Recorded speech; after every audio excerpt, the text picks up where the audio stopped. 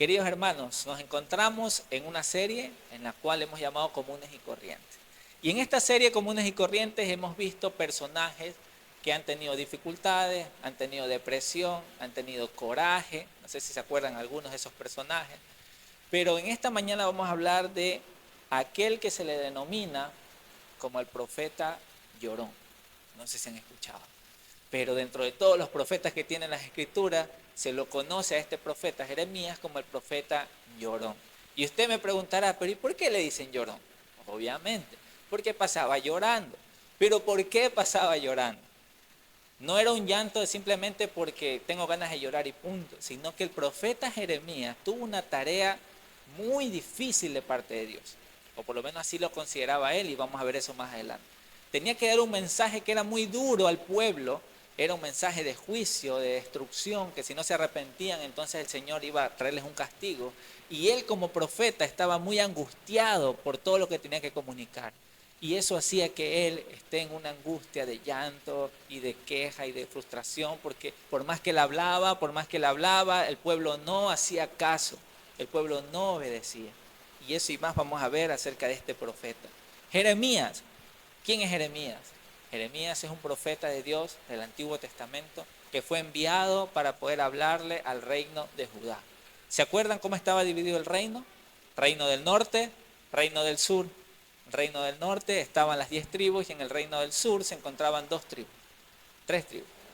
Y en este reino del sur, pues ahora Jeremías es el encargado de poderle dar palabra de Jehová al pueblo, porque el pueblo había visto lo que su hermana Israel, así lo menciona en el libro de Jeremías, su hermana Israel había estado haciendo, que era pura idolatría, y ellos estaban empezando a hacer lo mismo. Y Jeremías es enviado por parte de Dios para darles un mensaje acerca de esta situación. Jeremías, el nombre Jeremías, si usted le quiere poner a su hijo Jeremías, significa exaltado por Dios. El exaltado por Dios. Ahora imagínense, el profeta llorón tenía por nombre Jeremías, y que Jeremías significa exaltado por Dios. Eso me hace recordar a mí cómo las escrituras nos enseñan que Dios resiste a los soberbios, pero da gracia a los humildes. Desde el nombre de Jeremías ya puedo pensar un poco esta situación. Y Jeremías, ¿cuántos años crees que tenía Jeremías cuando recibió el llamado por parte del Señor? Los teólogos, los eruditos, los estudiosos creen que Jeremías tenía entre 16 a 18 años. Unos dicen 17. Vamos a leer en las escrituras lo que se nos dice. En el primer punto que he llamado el propósito. Jeremías capítulo 1, versículos 4 y 5. Acompáñenme por favor en sus Biblias. Jeremías capítulo 1, versículos 4 y 5. Ese pasaje también se encuentra en las diapositivas y la palabra del Señor dice así. El Señor me dio el siguiente mensaje. Te conocía aún antes de haberte formado en el vientre de tu madre. Antes de que nacieras te aparté y te nombré mi profeta a las naciones. Así comienza el libro de Jeremías. Los versículos anteriores del libro de Jeremías hablan un poco acerca de los reyes que estaban gobernando en esa época, pero acá vemos que directamente Dios trata con el corazón de Jeremías una situación maravillosa.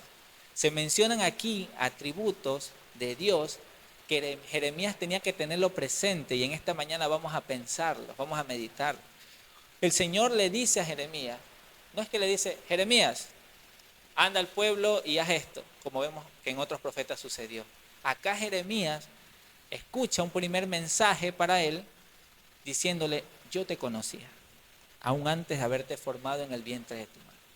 Lo que aquí se está mostrando es a Jeremías, Dios es como un Dios que lo conoce todo, un Dios que es eterno, es un Dios que aún antes de que el papá y mamá de Jeremías estuvieran en una situación en la cual fue concebido Jeremías, pues ya Dios conocía a Jeremías.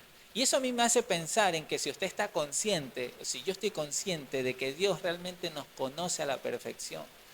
A veces nosotros queremos ponernos máscaras delante de Dios, como que queremos ocultar quién realmente somos, pero la verdad es que Dios nos conocía desde antes, aún desde que fuésemos formados en el vientre de nuestra madre.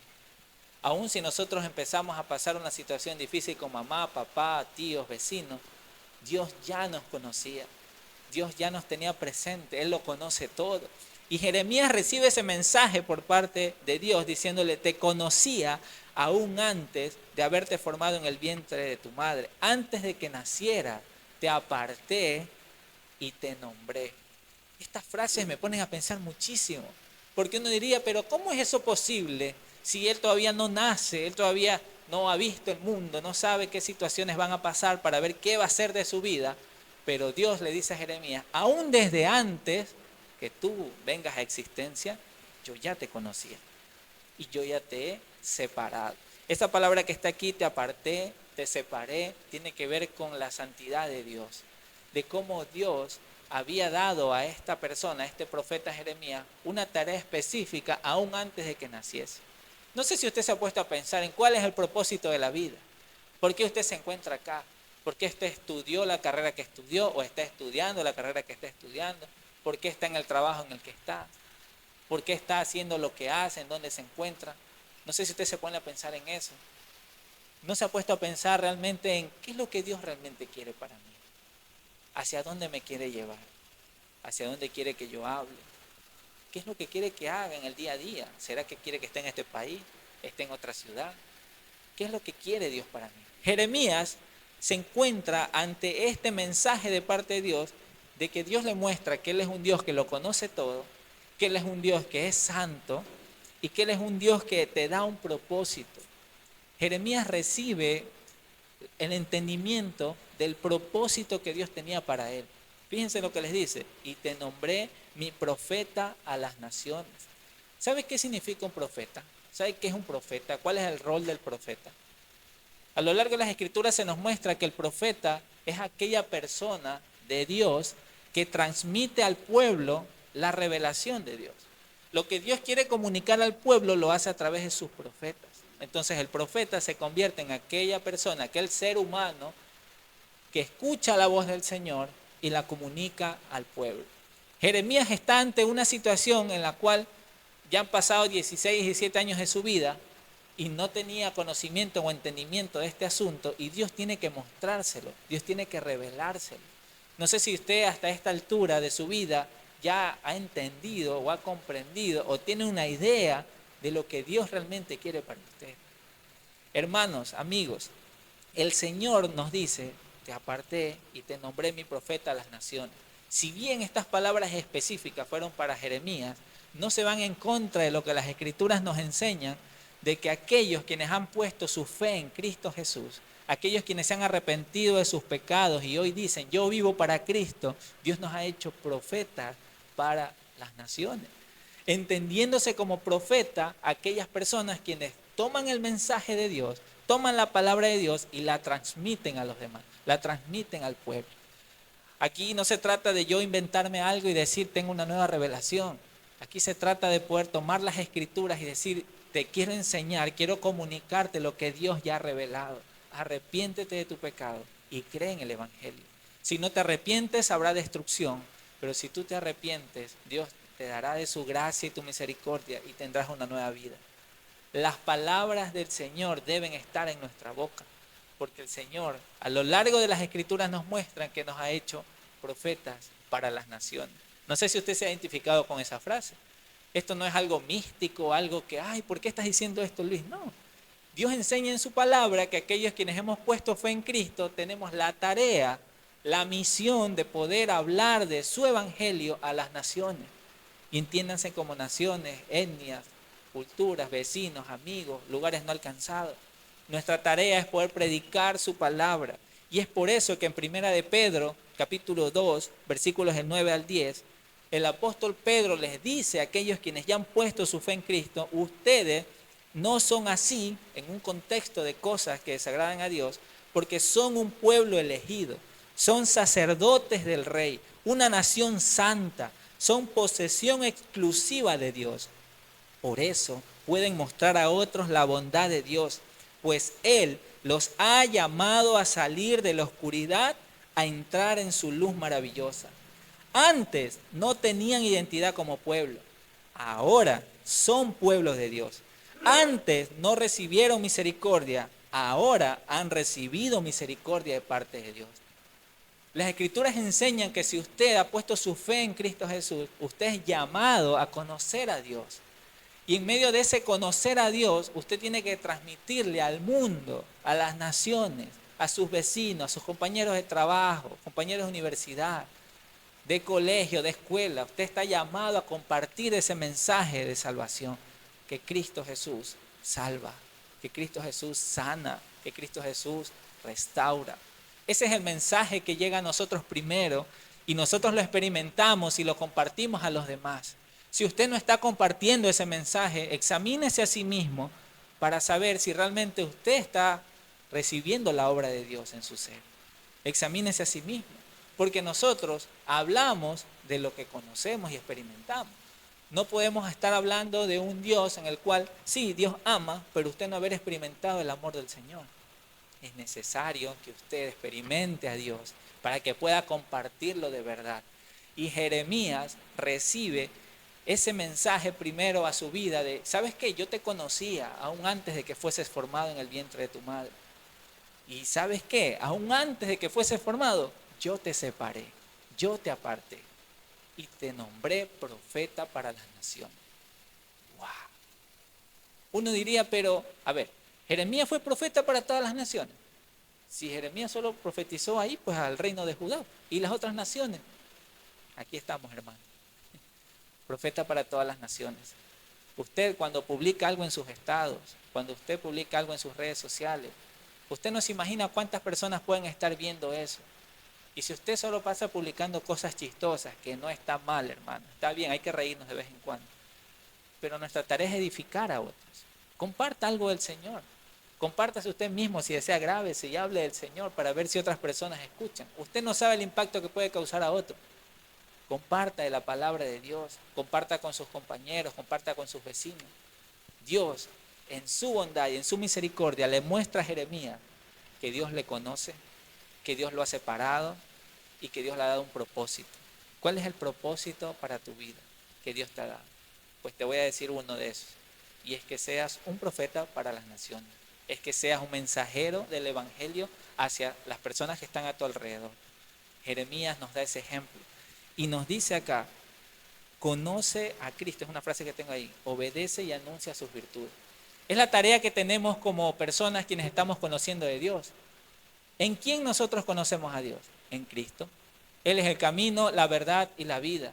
No se trata de tener un conocimiento que simplemente lo adquiero en la mente y lo comparto a los demás. Se trata de que yo, Luis Enrique Rea Morales, conozco de ese Dios, lo experimento, recibo su gracia, su amor, su perdón, y como consecuencia le comparto a otros de lo maravilloso que ha sido Dios conmigo.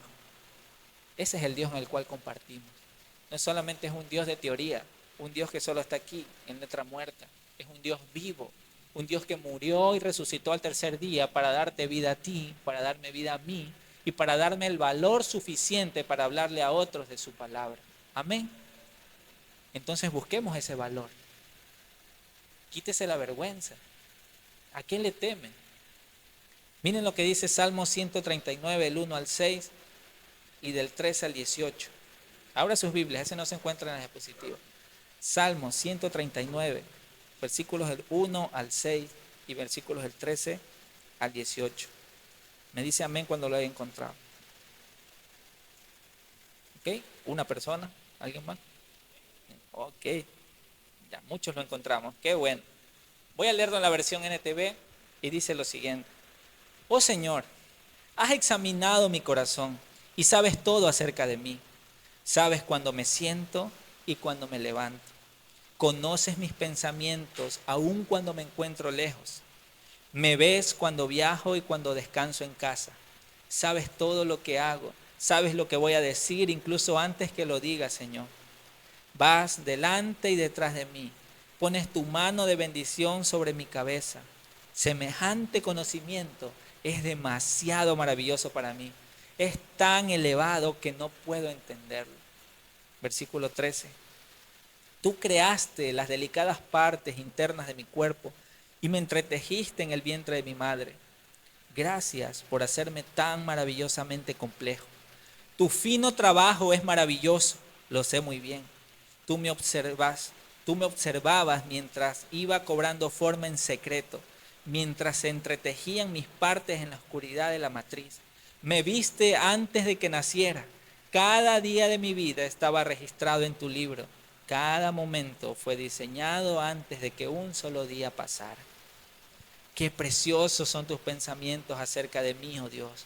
No se pueden enumerar, ni siquiera puedo contarlos.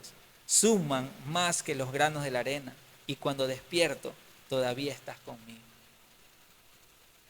A mí me emociona mucho leer este salmo, porque yo digo, wow, Señor, cada detalle y cada cosa que tuvo que pasar para que yo esté hoy acá, tú lo tienes todo perfectamente arreglado, controlado.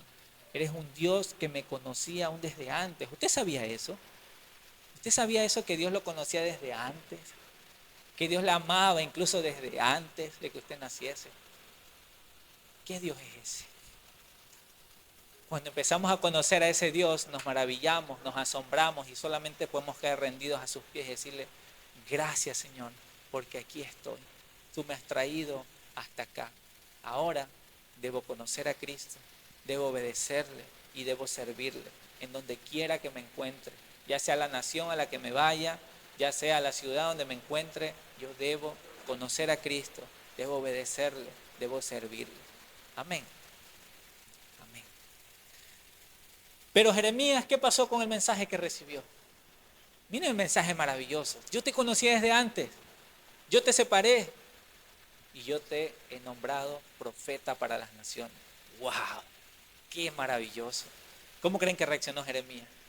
Pues Jeremías, capítulo 1, versículo 6, le dice, oh Señor soberano, respondí, no puedo hablar por ti, soy demasiado joven. ¿No les parece familiar? Cuando Dios nos habla todos los días diciendo, yo te amo, yo te hago una nueva criatura, yo tengo misericordia para ti. ¿Cuál es tu pecado? Confiésamelo, yo te perdono. Vamos, de nuevo, levántate. Dios nos dice todas esas palabras, pero en nuestro pecado, en nuestra incredulidad nos encerramos en nosotros mismos y muchas veces empezamos a meter excusas, limitantes para no obedecer al Señor. Y Jeremías también le pasó. Jeremías le dijo, Señor, yo no puedo hablar por ti. ¿Cómo es eso que profeta a las naciones? Yo soy muy joven, yo no puedo hablar, yo ni sé hablar. Y así vemos a lo largo de las escrituras varios personajes que obviamente se conocen sus hazañas, pero no se conocen cómo reaccionaron ante los llamados del Señor. Y no sé cómo tú has reaccionado ante el llamado que Dios te ha hecho. Comenzando por el hecho de que debes abrir tu boca y predicarle a las personas que están a tu alrededor. Y aún podemos ir más fino a los llamados específicos que Dios hace a los corazones de cada uno de sus hijos. ¿Cómo reaccionas ante su llamado? ¿Qué limitante estás poniendo? ¿Qué excusas le estás poniendo a Dios? Que te tiene ahí preso, estancado, y que Dios te sigue diciendo, sale de ahí, y tú te quedas ahí que no puedes ni moverte. Hermanos, eso pasa. A mí también me ha pasado. Hay temor, hay inseguridad, hay incredulidad en nuestros corazones. Pero Dios nos dice una vez más, vamos, sale. Jeremías pone esa limitante, Señor soberano, reconoce con quién está hablando. Oh Señor soberano, no puedo hablar por ti, soy demasiado joven. Cuando usted presenta limitantes a Dios, cuando usted presenta excusas, usted lo que está mostrándole a Dios es su incredulidad. Usted le está diciendo en otras palabras, Señor, ¿en serio me estás diciendo eso a mí? Creo que te equivocaste, creo que es a otro. Como el pastor Washington nos enseñaba en el mensaje de Isaías, ¿no? Heme aquí, envíalo a él. A veces nosotros respondemos de esa manera. Cuando debe ser, Señor, heme aquí, envíame a mí. A mí envíame. Señor, quiero ir por ti. Tú me has amado tanto, has derramado tanto de tu gracia, que lo que debo hacer es comunicarle a otros el Dios que me ama, el Dios que tiene misericordia conmigo. Queridos hermanos, la incredulidad le desagrada a Dios, la detesta. Eso es falta de fe. Jeremías 1, 7 al 8. Aún en medio de eso, Dios responde con gracia. Dios responde con sabiduría y le dice, no digas, soy demasiado joven, me contestó el Señor, porque debes ir donde quiera que te mande y decir todo lo que te diga. No le tengas miedo a la gente, porque estaré contigo y te protegeré. yo, el Señor, he hablado. El Señor sabe cuáles son nuestros temores, el Señor sabe cuál es nuestra inseguridad, el Señor sabe a qué le tememos o a quiénes les tememos. Porque yo he conversado con personas y yo les he dicho, oye, ¿y cómo te va en el trabajo? ¿Has podido hablar con tu jefe?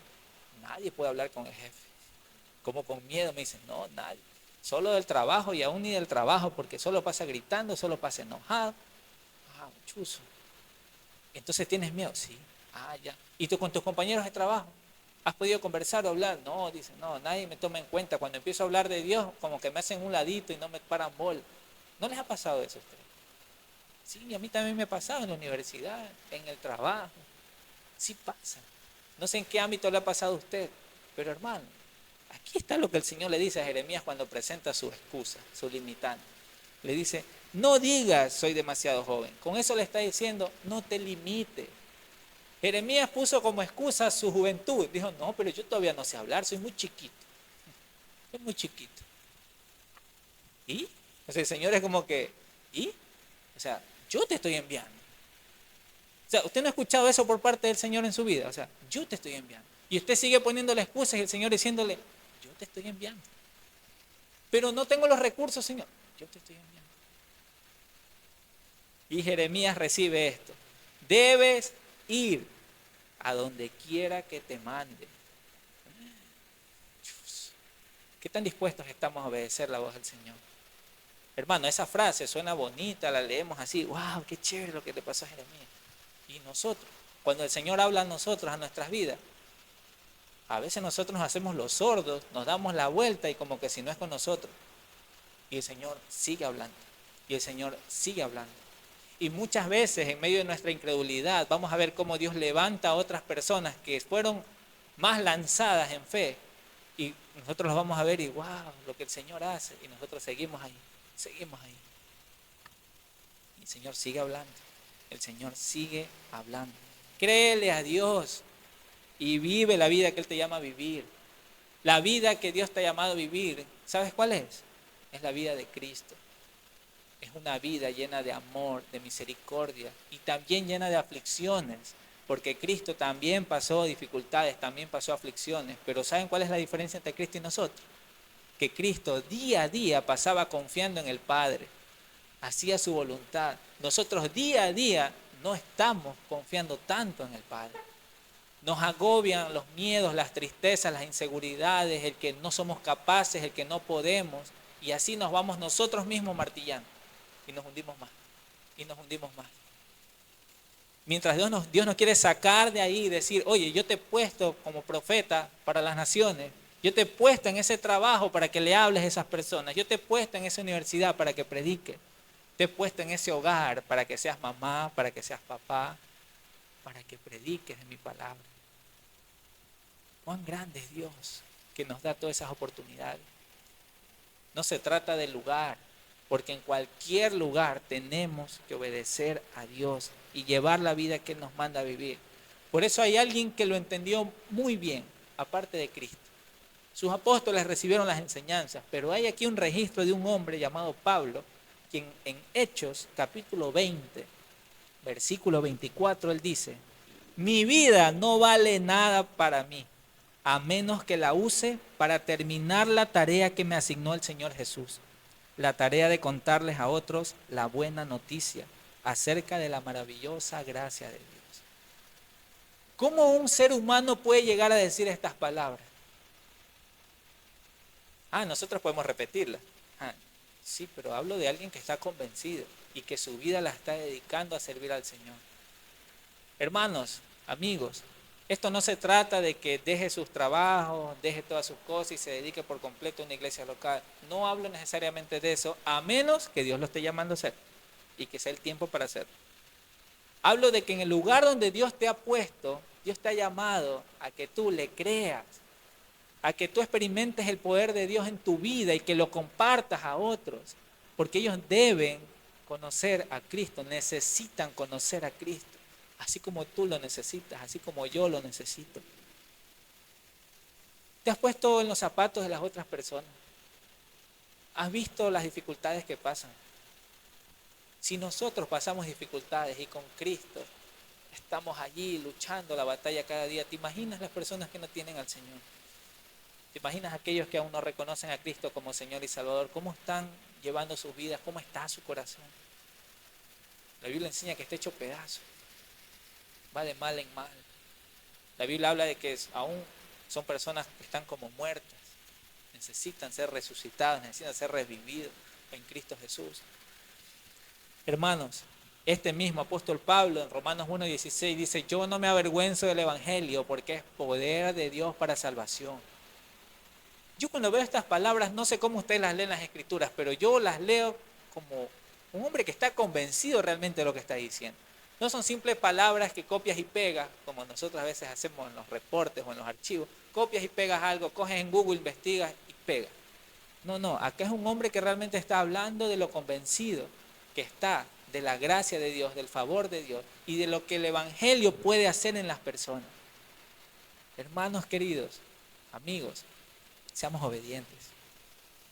Ya dejemos la muchachada de poder decir: no, ya conmigo no es, no, después, Señor, déjame terminar esto, déjame terminarlo acá. No hablo de muchachada como edad, por si acaso, hablo de la actitud. Puedes tener 10 años, 11 años, 12 años y estar muy convencido de a qué te llamaba a ser el Señor.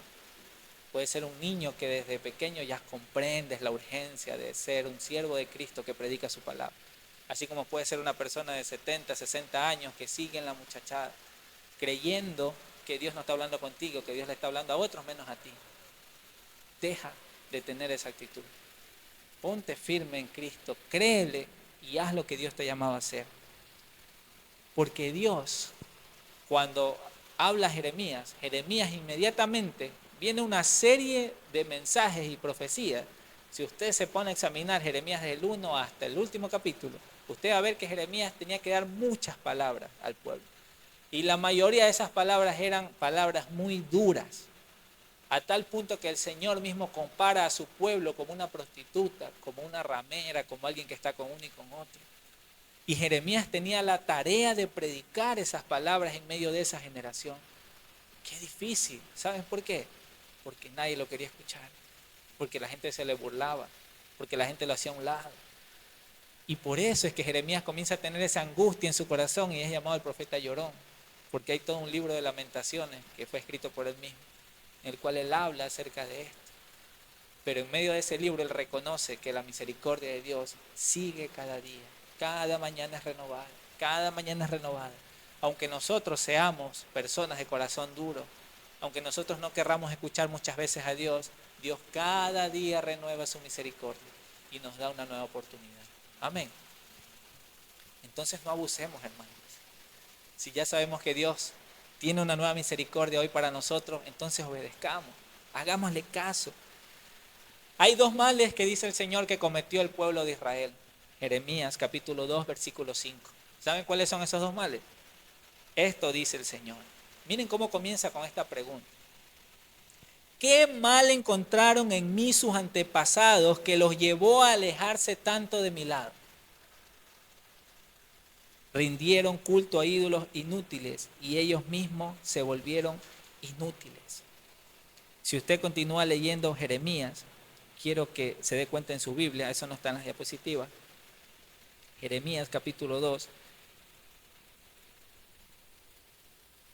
versículo 6 sigue diciendo: no preguntaron dónde está el Señor que nos sacó a salvo de Egipto y nos guió a través del árido desierto. O sea, lo que el Señor está hablando en medio de esto, por medio de Jeremías, es: Jeremías, ¿qué es lo que encontraron mal en mí? El Señor poniéndose en esa posición, imagínense. Ese Dios que vimos desde el inicio, que se le presenta a Jeremías como alguien que lo conoce todo, como un Dios santo, como un Dios que da propósito, el Dios eterno, el Dios misericordioso. Le dice en el versículo 5 a Jeremías: Jeremías, ¿qué mal encontraron en mí? Este mensaje tenía que darle Jeremías al pueblo. ¿Qué mal encontraron en mí sus antepasados? ¿Qué mal encontraron? Lo que han hecho es rendirle culto a los ídolos inútiles y ellos mismos se han vuelto inútiles. ¿Qué tanto busca usted del Señor? Esa pregunta me la hago yo. ¿Qué tanto buscas del Señor? ¿Qué tan necesitado te ves de Cristo? El Señor pregunta a su pueblo, quien empezó a dejarlo poco a poco, le dice, ¿qué mal vieron en mí? Yo les hago esa pregunta esta mañana. ¿Qué mal hemos visto en Dios como para no buscarle y para alejarnos de Él? ¿Qué mal hemos visto? Si usted conoce algo de Dios, sabe que la respuesta es nada. ¿Qué de malo vamos a ver en Dios? Si Dios es perfecto, Dios es santo. Entonces, ¿por qué no nos acercamos cada día más a Dios? Sino que pareciera como que nos alejamos un poco más. Nos alejamos un poco más. ¿Sabes cuál es la respuesta, hermano? Nuestro duro corazón. El mal del pueblo era la idolatría. ¿Usted sabe qué es la idolatría? La idolatría es todo aquello que ocupa el lugar de Dios en nuestra vida, de manera general, se lo puedo decir así. Que incluso estando en este lugar, usted mirándome o escuchándome, está pensando en otra cosa, está preocupado en otra cosa, está ya, o sea, ya no está concentrado en el Dios eterno. No porque yo sea el Dios eterno, y está claro recalcarlo. Hablamos de su palabra. Hermano, idolatría es todo lo que ocupa el lugar de Dios en nuestra vida. Dios muchas veces se lo ha puesto como primero, familia, iglesia. Pero otra analogía para poder comprenderlo también es Dios siendo el centro y todo girando alrededor. Hermanos, Dios no nos ha llamado a ser idólatras. Dios quiere que le busquemos a Él, que aprendamos de Él. ¿Cómo estás llevando tu vida de intimidad en el Señor? No quiero poner un número o una frecuencia de, ya, ora 5 veces. Estás bien. ¿Cuántos capítulos te lees al día? 8. Entonces estás bien. No, no. No hablo de números, de cuántos capítulos te has leído, cuántas prédicas te has visto, cuántos libros te vas leyendo en el mes. No hablo de eso. Esa dinámica va a ser particular de cada una, de cada persona que está acá. Pero lo que pregunto es, ¿cómo está tu actitud delante del Señor? ¿Realmente le estás buscando? ¿Realmente te estás acercando a Él? Y si la respuesta es no, ¿qué mal has visto en Él? Para que no lo hagas. No es que no tengo tiempo. No es que tengo preocupaciones, tengo dificultades. Hermano, esas y más excusas a mí también me salen de mi boca, de mi mente. Y el Señor una vez más me dice, en serio, acércate, me necesitas. Por eso les decía al inicio que nosotros pareciese que no entendiéramos la urgencia que tenemos de Dios. Porque empezamos a llevar nuestras vidas como que si todo estuviera bien. Como que si el domingo que estoy recibiendo la prédica es suficiente para que el otro domingo que regreso, ahí me vuelvo a recargar. Hermano, las misericordias de Dios son nuevas cada mañana. Cada día tenemos que buscar al Señor. Cada día tenemos que estar delante de su presencia. ¿Y cuáles son esos males que ha cometido el pueblo? Jeremías 2:13. Mi pueblo ha cometido 2 maldades. Me ha abandonado a mí, la fuente de agua viva, y ha cavado para sí cisternas rotas que jamás pueden retener aguas. Y ahí sale el título de este mensaje. El pueblo había cometido 2 grandes errores que creo que generalizan lo que nosotros muchas veces cometemos en nuestro día a día. Abandonamos a Dios. Él no nos abandona. Él no se aleja. Nosotros nos alejamos. Nosotros nos comenzamos a abandonar. Como que si realmente Él lo mereciera. ¿Qué es lo que merece Dios cuando tú comienzas a conocer? Gloria, honra, alabanza. Es lo que merece Dios. Pero muchas veces por nuestro pecado, por la dureza de nuestro corazón, lo único que le damos a Dios es abandono. Es abandono. Y con esta figura no quiero romantizar y decir, ay, pobrecito Dios, ¿cómo lo abandonamos? No, Dios no necesita de nosotros. Nosotros necesitamos de Dios y por eso debemos acercarnos. Nosotros necesitamos de su presencia, necesitamos de su gracia, necesitamos de su misericordia. Y entonces, ¿por qué no nos acercamos a Dios como debemos acercarnos? Ese mal cometió el pueblo de Israel. Lo abandonó a Dios. Y empezaron a cavar para sí cisternas rotas que jamás pueden retener agua. ¿Cómo comprendemos esta porción? Y es que el pueblo de Israel comenzó a buscar a Dios, entre comillas, en otras cosas. Y esto es la idolatría que cometió el pueblo.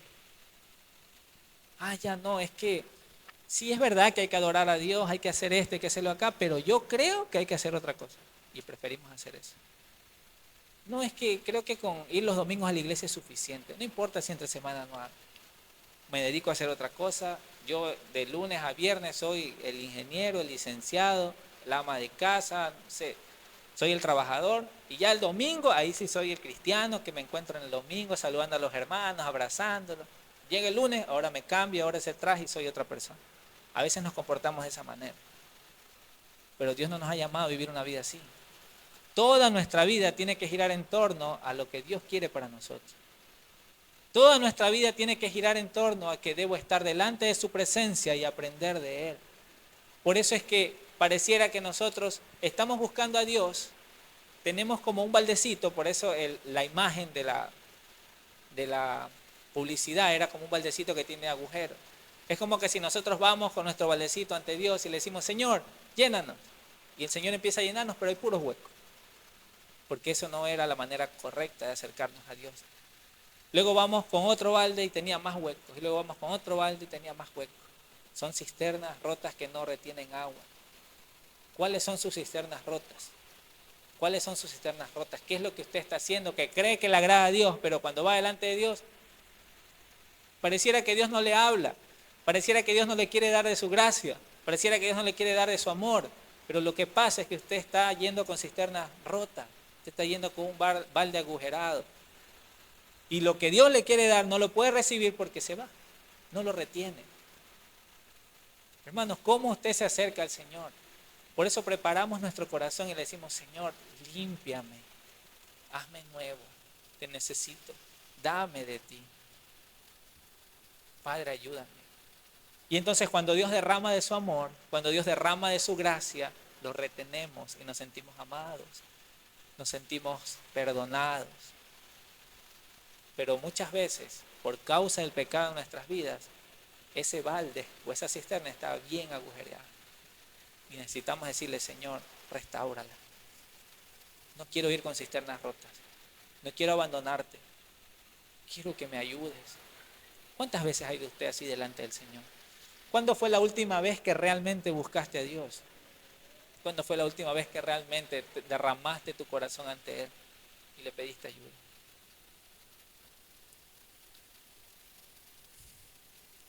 Juan 4:14, el Señor Jesús dice, todos los que beban del agua que yo les doy no van a tener sed jamás.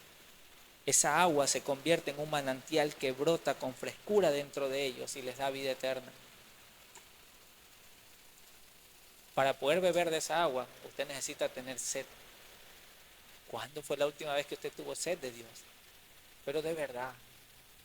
No hablo de eso impuesto, que a veces uno come por glotón. A veces uno bebe agua porque está rica el agua, pero no porque realmente voy a saciar mi sed. Cuando bebes mucha agua, ¿qué pasa con tu cuerpo? Te quedas hecho bola, ¿verdad? Te quedas empipado, así pareciera que el agua la tienes aquí. No sé si a ustedes les pasa, pero a mí me pasa. Hermanos, tener sed de Dios implica ir a buscarle. ¿Sabe por qué se provoca esa sed de Dios? Porque comenzamos a reconocer que le necesitamos. Comenzamos a reconocer que somos pecadores. Comenzamos a reconocer que sin Él nada podemos hacer. Entonces, cuando reconocemos todo eso, sabemos que necesitamos buscarlo. Vamos a la fuente de agua y viene esa agua a derramarse en nosotros. Y si hay cisternas rotas, eso se va a ir. Pero si no hay cisternas rotas, entonces vamos a retener lo que Dios quiere para nosotros y vamos a experimentar lo que Dios quiere para nuestras vidas. Experimentar su amor, experimentar su gozo, experimentar su perdón, experimentar su misericordia, su paciencia, su fidelidad. ¿Cuándo fue la última vez que experimentaste todo eso? Ayer conversábamos con unas personas y le preguntaba, ¿cómo conoces a Dios? ¿Qué es lo que conoces de Él? Pero no en teoría, sino en práctica. ¿Cuándo fue la última vez que te sentiste amado por Dios? ¿Cuándo fue la última vez que sentiste el abrazo de Dios? ¿Cuándo fue la última vez que sentiste cada uno de sus atributos? Que hace 10 años, cuando hiciste la oración de fe. Eso se quedó ahí. Las misericordias de Dios son nuevas cada mañana. Hoy el Señor quiere darte de su gracia. El Señor hoy quiere darte de su misericordia. Para que le conozcas mucho más de lo que ya le has conocido. No vivas de glorias pasadas. Vive la gloria de hoy, la que Dios te quiere dar en Cristo Jesús. Amén. Hermanos queridos, No busques en otro lado lo que solo Dios te puede dar. ¿En dónde estás buscando el gozo? ¿En dónde estás buscando la felicidad? ¿En tu trabajo? ¿En el dinero? ¿En tus amigos? ¿En tu pareja? ¿En tu esposa? ¿En tus hijos? ¿En dónde estás buscando el gozo, la paz, la felicidad, el amor, la misericordia? ¿En dónde lo buscas? Cuidado, porque en esos lugares donde buscamos son cisternas rotas. Mientras no sea la misma presencia de Dios. Esa es la fuente de agua viva. No busques en otro lado lo que solo Dios te puede dar. Porque en otro lado lo que vas a encontrar son cosas momentáneas, cosas efímeras, cosas que se van. Solo son destellos de lo que realmente es Dios. Pero cuando vamos a la presencia de Dios, entonces Él nos llena. Él realmente puede satisfacer cada una de nuestras necesidades. Hermanos, Jeremías 3, 12 y 13 nos dice un mensaje en el cual se repiten algunos capítulos de Jeremías diciéndole, vuélvete a Dios, regresa a Él, reconoce tu pecado. Hermanos, si hoy en esta mañana, con lo que usted está escuchando de parte del Señor en las Escrituras, usted reconoce su pecado, entonces vuelva hacia Él. Entonces regrese a Dios. ¿Qué tan lejos se ha ido de Dios? ¿Qué tan lejos se ha ido? Aún hay oportunidad, hoy está aquí vivo, regrese. Vamos, regrese a casa. Regresa a casa. El Padre está con los brazos abiertos esperándote. Regresa a casa. ¿Qué tan lejos estás? Regresa. El Padre no se ha cansado de esperarte. Todavía está con los brazos abiertos. Nos ama. Por eso vuélvete a Dios y reconoce tu pecado. Y Jeremías la pasó difícil. La pasó muy duro. Como les comentaba, el pueblo no lo quería escuchar. Sus amigos lo rechazaban. Pero Jeremías, si usted lee el capítulo 20, versículos del 7 al 18, usted se va a dar cuenta cómo Jeremías lanza ahí un lamento, una queja que tenía Jeremías diciéndole, Señor, pero ¿por qué me has enviado a dar todo este mensaje si la gente me rechaza? Nadie me quiere escuchar. Pero hay algo que sí reconozco, Señor. Y es que tus palabras, vamos a leer el versículo 9. Sin embargo, si digo que nunca mencionaré al Señor o que nunca más hablaré en su nombre, su palabra arde en mi corazón como fuego. Es como un fuego en mis huesos. Estoy agotado tratando de contenerla y no puedo hacerlo. O sea, esto que le pasa a Jeremías es algo asombroso, porque Jeremías lo que está diciendo es verdad, me estoy quejando, me están pasando dificultades, nadie me quiere, todos me rechazan. O sea, de verdad que es algo horrible. Si usted ha experimentado el rechazo por predicar de Cristo, usted va a entender cómo estaba Jeremías. Un poquito, va a entender. Un poquito vamos a entender. Si usted ha experimentado el rechazo con sus amigos, con sus familiares, con sus compañeros por predicar de Cristo, entonces usted un poquito va a entender a Jeremías. Jeremías, en medio de esa situación de angustia, de llanto, de lamento, él dice, hay algo que sí reconozco. No puedo decir que nunca más voy a hablar del Señor porque es como un fuego que arde en mí su palabra. O sea, no puedo contenerla. ¿Qué significa que no puede contener? Que tiene que sacar todo eso. Y eso es lo que surge de un corazón que está lleno de su palabra. Eso es lo que brota de un corazón que está realmente lleno del agua viva. Eso brota de un corazón que no tiene cisternas rotas. Eso brota de un corazón que está reteniendo todo lo que Dios tiene para esa persona. Y Jeremías lo dice en esas palabras. En Reina Valera dice, es como un fuego ardiente en mi corazón. Me quema, o sea, tengo que hablarlo, tengo que decirlo, no me puedo callar. Debo hacerlo. Hermano, llenémonos de Dios y anunciemos su mensaje. Que no se te pase por la mente, o si ya se te pasó por la mente, deséchalo, de que Dios no te ama, de que Dios no tiene nada para ti. Te lo recuerdo, así como Jeremías y Salmo 139, Dios te conoce aún desde antes de que fuese formado. Dios conoce cada detalle de ti. Dios te ama en gran manera y te ha dado un propósito y te ha separado desde antes para que le conozcas. Por eso estás hoy acá. Y por eso hay muchas personas allá afuera que necesitan que ustedes, que yo, vaya y predique. Vaya y hable en el lugar donde usted se encuentra. Quizás usted diga, pero es que Luis, yo no soy de los que realmente puedo hablarle a muchas personas y con uno se me dificulta. Entonces comienza por ahí, comienza por ese uno. Dale, no te rindas. Esfuérzate por dar a conocer ese mensaje de salvación, porque es lo que te salvó a ti y lo que está por salvar a otras personas. Pero nuestra tarea es anunciar su palabra.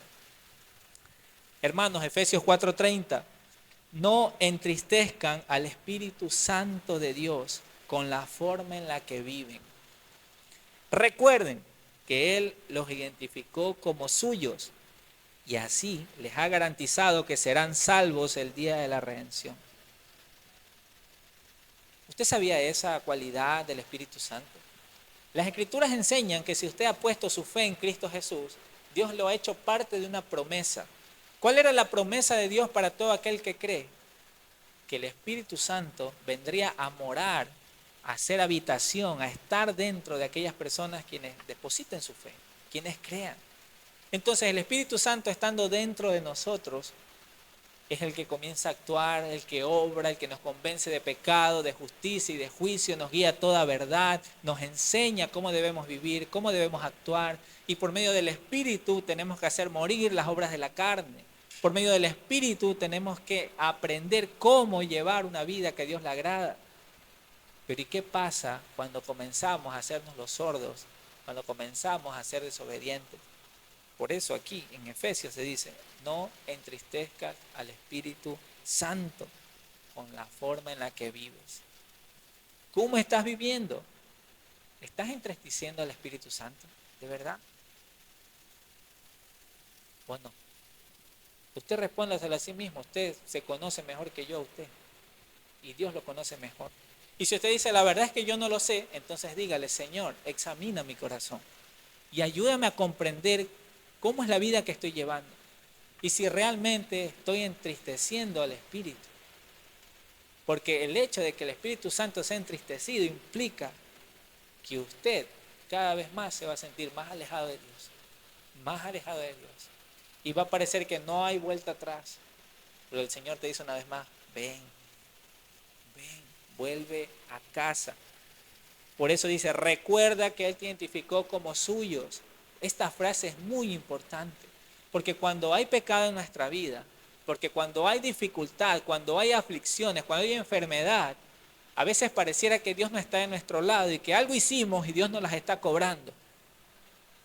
Y el Señor nos dice, recuerda que tú eres mío, yo tengo el control, tú eres mío. Por eso dice, recuerda que Él los identificó como suyos. Si usted ha puesto su fe en Cristo Jesús, entonces llene de gozo su corazón, porque usted es del Señor. Amén. Espero que realmente estén convencidos de eso. Y si no, arrepiéntase de sus pecados y confíe en Cristo Jesús, porque hay esperanza.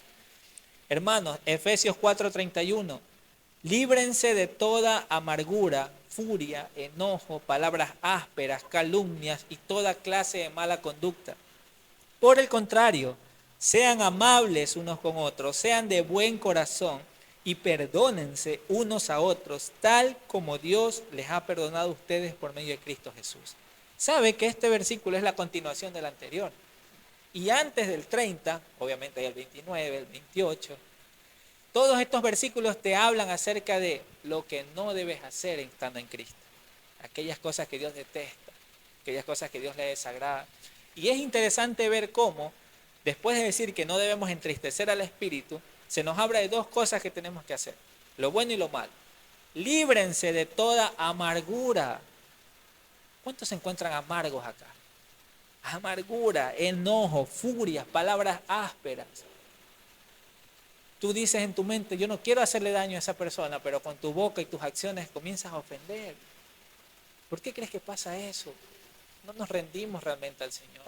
No le pedimos que nos transforme en esa área.